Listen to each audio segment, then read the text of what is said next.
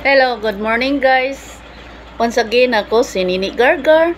Muhatag na po ninyo o horoscope or kapalaran no. Karon Independence Day no, June 12, 2024. Ikat 126 years na, guys.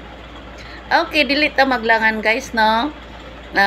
Sa dili pa na ko isa-isa inyong horoscope or kapalaran, magampo sa ta ni Lord. Lord, thank you for the blessings. Thank you for the gift of life. Thank you for everything. In Jesus' name, Amen. The Father, the Son, the Holy Spirit. Amen. Okay guys, tong isa-isay na ang inyong kapalaran or horoscope. Guys, reminder lang, wala ko mo follow anang zodiac sign. Ninyo no, kamo na'y bahala. Halimbawa, Aquarius, Sagittarius, Capricorn, Pisces, Virgo, Scorpio, uban pa no?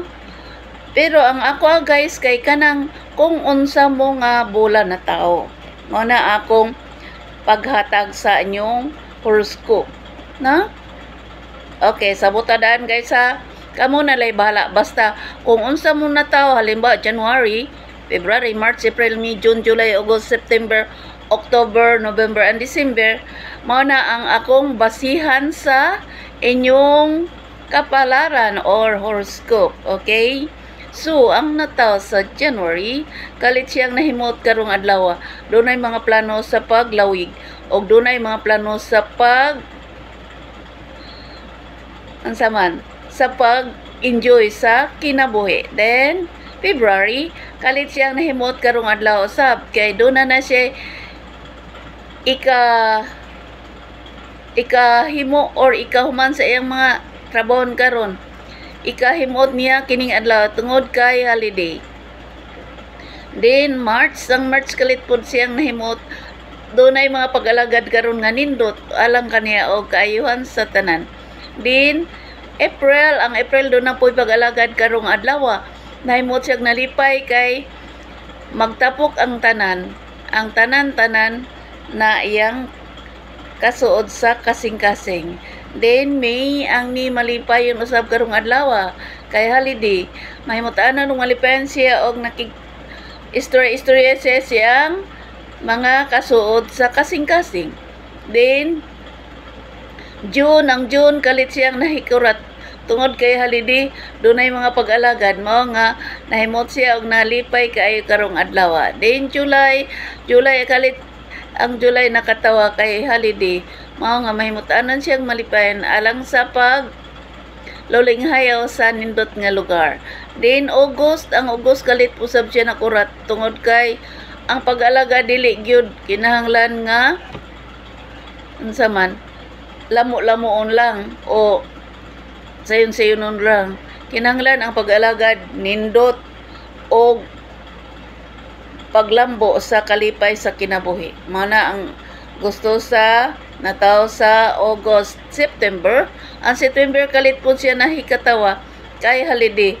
Ug doon na siya plano sa pag-travel or at iba pa pero nakurat siya kay basin mahutdan og budget. Mga dili na layang niya ipadayon ang iyang plano sa kinabuhi.